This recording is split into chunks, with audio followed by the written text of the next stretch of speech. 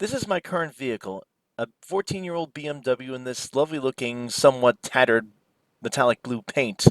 It's got mileage on it. It's starting to rust in places. Okay, it's old. There's just no way around it. Now, while she might be old, she's in no way washed up. To start with, like all BMWs, she handles, which is a great thing for the rural area I live around. Commuting to work requires me to go across a pretty treacherous mountain pass type twisty road where I am forced to dodge four-legged animals, otherwise known as deer, which seem to enjoy jumping out at the sight of a headlight, leading to unnecessary increases in heart rate, not to mention the years shaved off of my life, I'm sure. Another feature of this vehicle, as denoted by the XI, is that this is a four-wheel drive vehicle. More directly, it translates into a car that will provide an extra sense of confidence when driving through treacherous conditions on those mountain pass roads I mentioned before, and needless to say, I am talking about snow and ice during the winter. As we take a look inside the car, I'd like to also demonstrate another unique feature of this vehicle. Yep, despite her age, she starts first try without any hesitation whatsoever. Now, as it turns out, the railroads during the 60s and 70s in particular had a lot of locomotives similar to my car, in that while they weren't spring chickens anymore, were still usable for other such secondary tasks. You see, as it turns out, the high horsepower engines of the 60s that could crank out in excess of 3,600 horsepower apiece were completely and totally impractical for secondary tasks such as running locals and handling switch jobs. The extra horsepower contributing to several factors, including an unfortunate tendency of having longer car bodies with more obstructions the crew had to work around, as well as, of course, a noticeable increase in weight that would do a number on the less well-maintained track, and finally, of course, excessive fuel consumption for the tasks the locomotives were achieving. And therefore, engines like this GP7 we see here were sought after to be rebuilt, and or kept in operating as a secondary fleet that could do these jobs. Using these older locomotives for such tasks was made further appealing by the fact that the railroads had a lot of parts and or locomotives they could strip for parts on the property that simply weren't worthy of being rebuilt. And so all the big railroads began to rebuild engines such as these GP7s for such tasks. And even if a railroad couldn't find a part in its own stash, they could easily locate them elsewhere as these locomotives were so numerous. Another added bonus of these locomotives is that they could be called upon in a pinch if there was an upswing in traffic to pull other assignments or even mainline freights, and or even assist a mainline freight with more powerful locomotives that may have failed. Also, the concept of the short line or regional railroad began to pop up. These small companies didn't have the cash or didn't want to spend the cash on new engines and found these rebuilt units to be much more practical.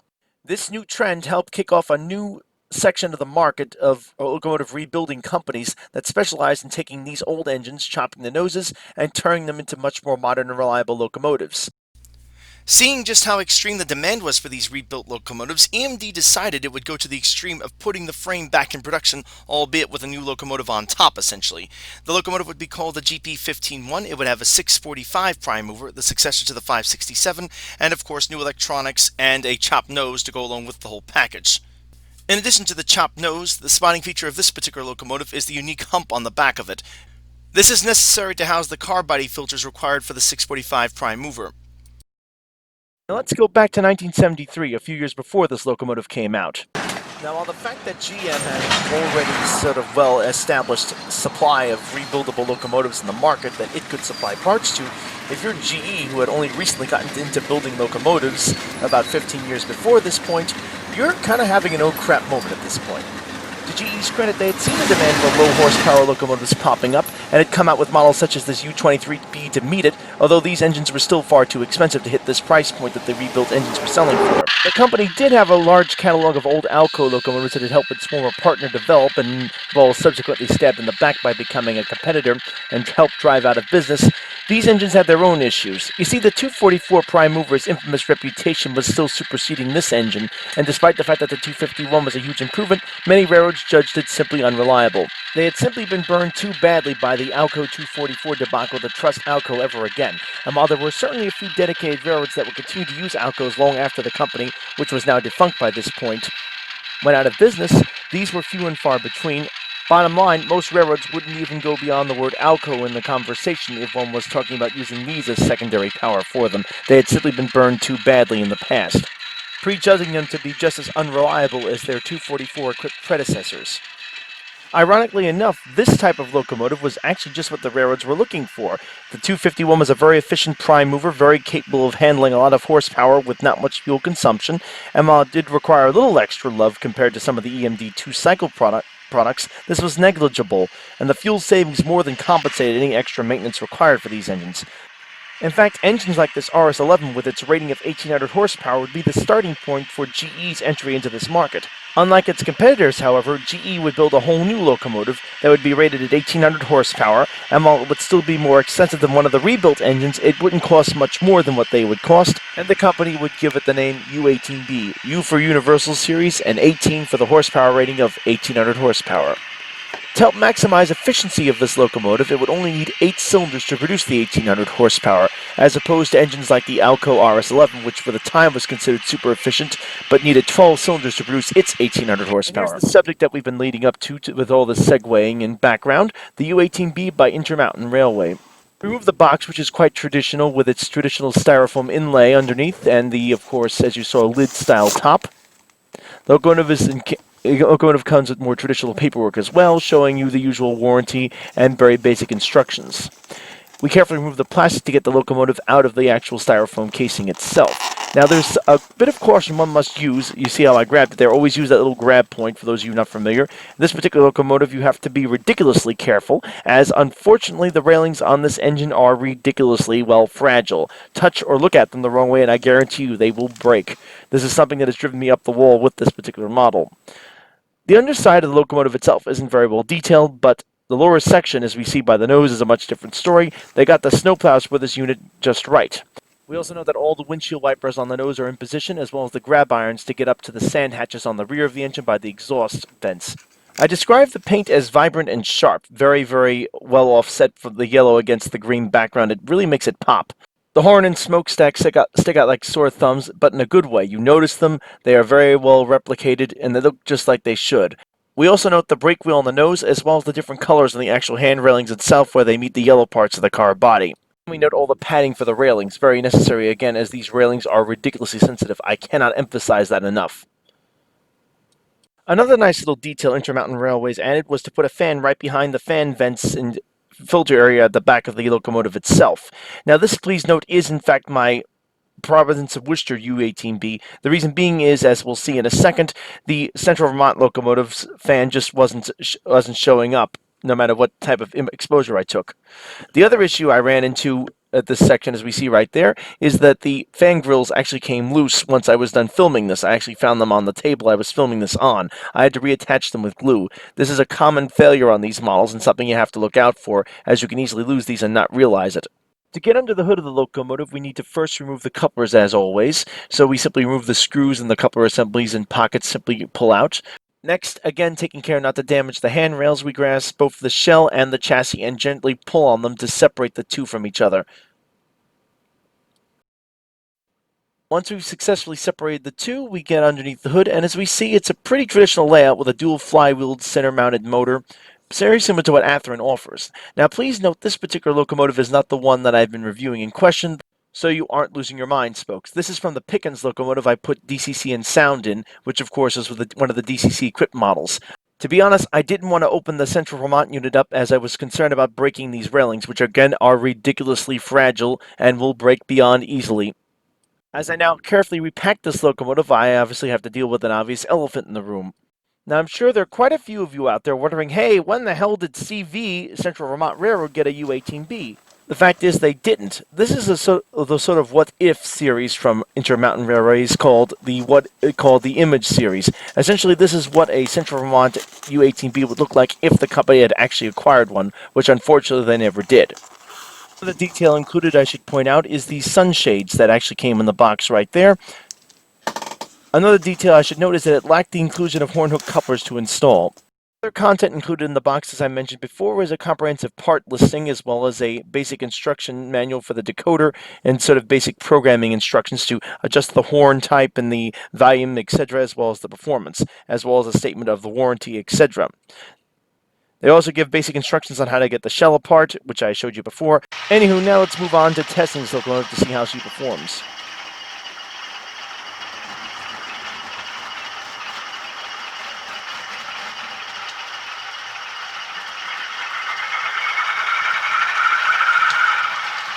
One of the things this locomotive is known for is its very distinctive 8-cylinder clatter. It's the only 8-cylinder engine I'm aware of that GE has built so far. I won't bore you with a complete listing of all the DCC functions and sounds, but I will go over a few key ones.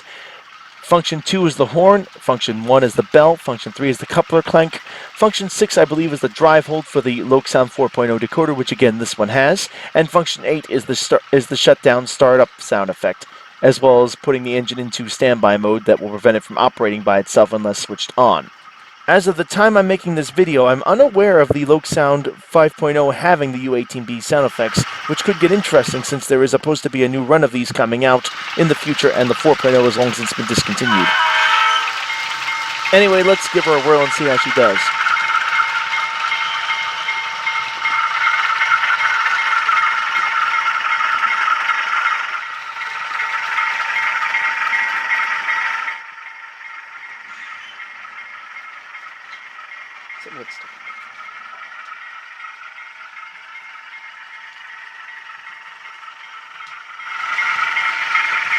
Now, I'm sorry, but how can you not like that lovely 8-cylinder clatter this engine has? It's just so addicting to listen to.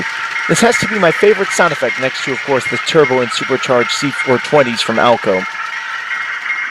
Essentially, all the prime mover is a standard FDL 16 cut in half, with some modifications obviously to make it work with a single bank of 8 cylinders instead of 16.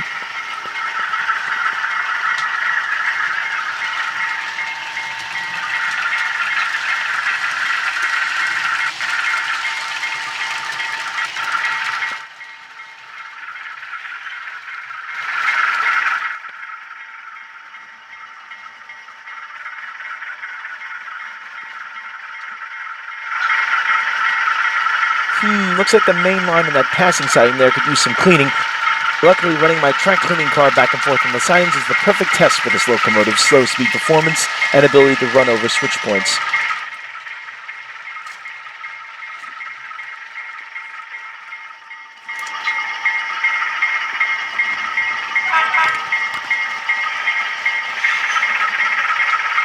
So, let's go back and grab my MOV train with the track cleaning car and, well, give it a whirl.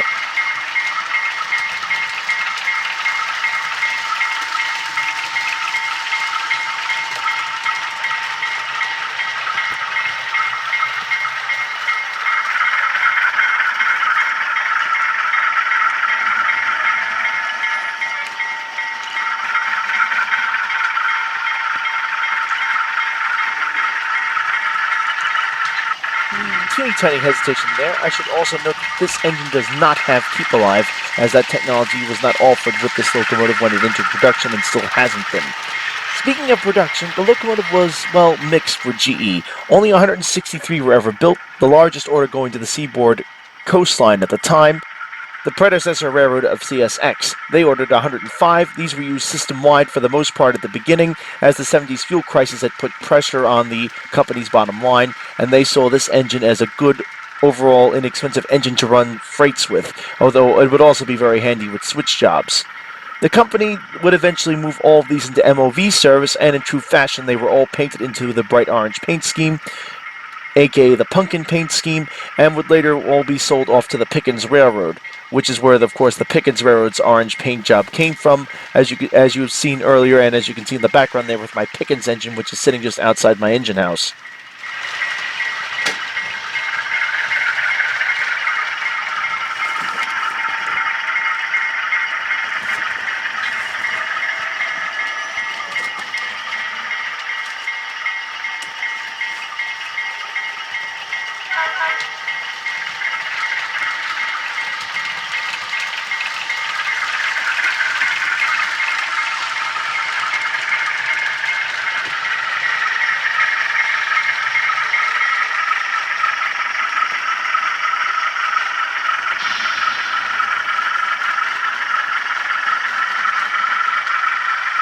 It's not abundantly clear as to what caused this engine to not be a big seller for GE, but a good guess would have been the down economy, coupled with GE's somewhat questionable reliability situation, which the company was countering by the utilization of very, very generous trade-in offers with its older models for newer models with existing customers, something Alco, which had by this point gone belly up, couldn't do.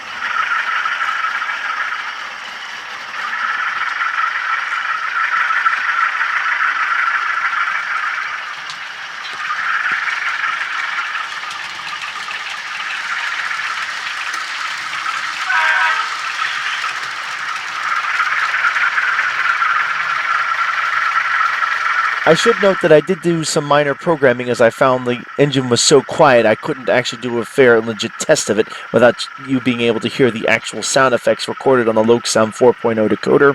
In the process I did tweak the momentum, but I see I will have to do more of that as the locomotive is far too quick to come to a complete stop.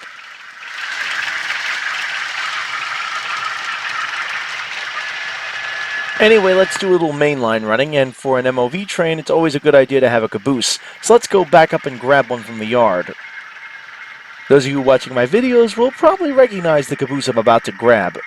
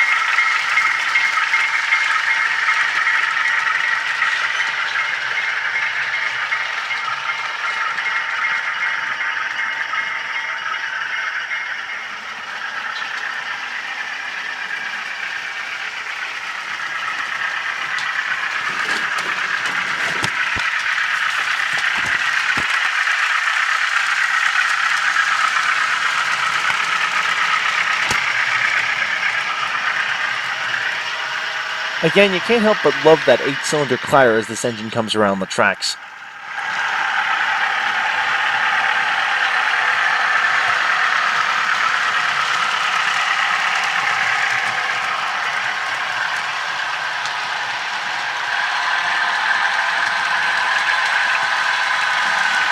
As you've noticed, I have that 2 LIRR C420s in this session. The other one right over here, this yellow and blue one, is one of the more recently completed projects I've done, but I've failed to get the videos up yet on. And in case anyone is wondering, yes, this is in fact the shell from the donor locomotive I had to buy to get that truck assembly to fix that Long Island Railroad C420 that had the truck side fail on me and had that peg break off, actually 2 of them. Anyway, what I did is I mated it to an older chassis I had laying around and went ahead and installed a TCS sound decoder on it and put their new turbo/supercharged sound effect in there. Sounds very unique.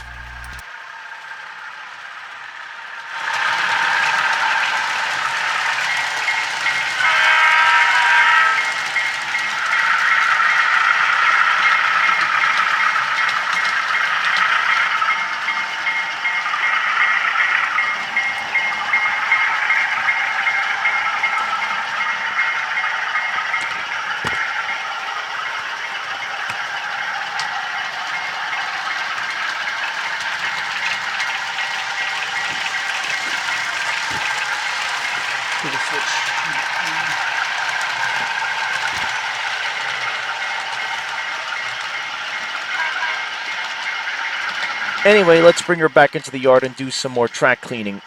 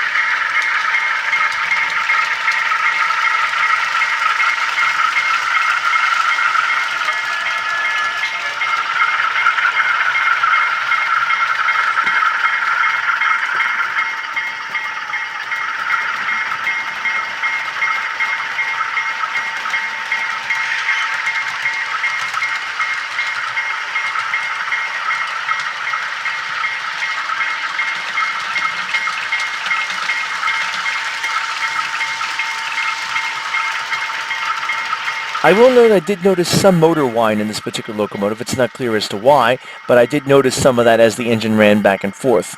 Weird quirk, but nonetheless very minimal.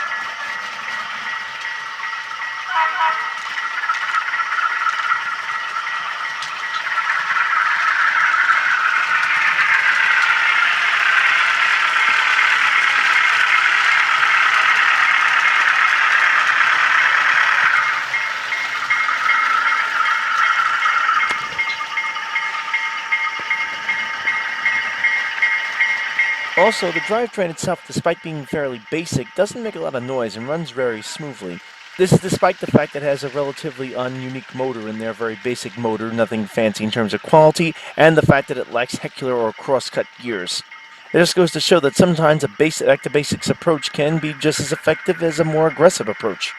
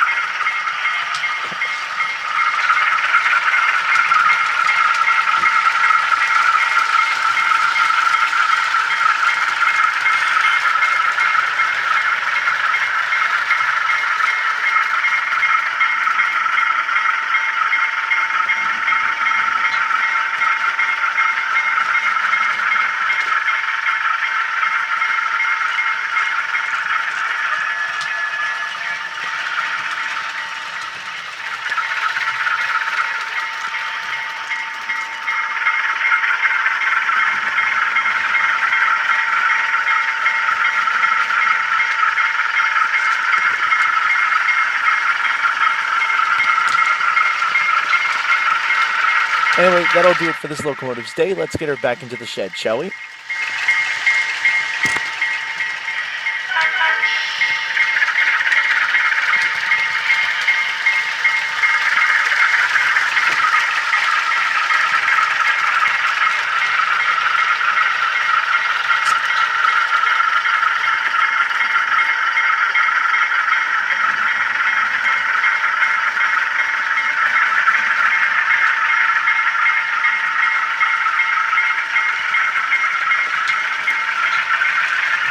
And so as we can see, the locomotive runs very well and sounds excellent.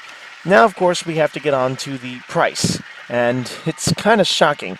To get this unit in just DCC ready form from Intermountain, this particular Central Vermont unit, if you can find one because they seem to be sold out, is $189.95. I find that price pretty steep, especially considering the Locomotive's terrible railings that break at the wrong touch, and of course the infamous vent covers falling off on the back of the unit. The sound-equipped version is a little bit more shocking, $279.95. So in short, I think those prices are a bit on the steep side. And if Intermountain expects people to buy this locomotive, they really need to get a handle on those quality control issues. Well, that may not be a problem. There was supposed to have been a new run issued with the Delaware and Hudson Patriotic Bicentennial paint scheme, although I've received one response from one of the companies I've ordered this with that it's actually been canceled. Another one that still seems to be on the books. And the fact that the Loc Sound 4.0 no longer exists and the 5.0 does not have that particular sound effect in its catalog as of yet, it makes this whole situation very interesting. Bottom line, if you're looking for a U18b, this thing sounds great, looks decently enough, and even with the quality problems is pretty much a buy, in my opinion, especially if you like this engine. Mainly because, well, no one else is actually making these locomotives. The only other company I know of that ever produced the U18b was Lionel, and that was way back in the 70s, I believe that was.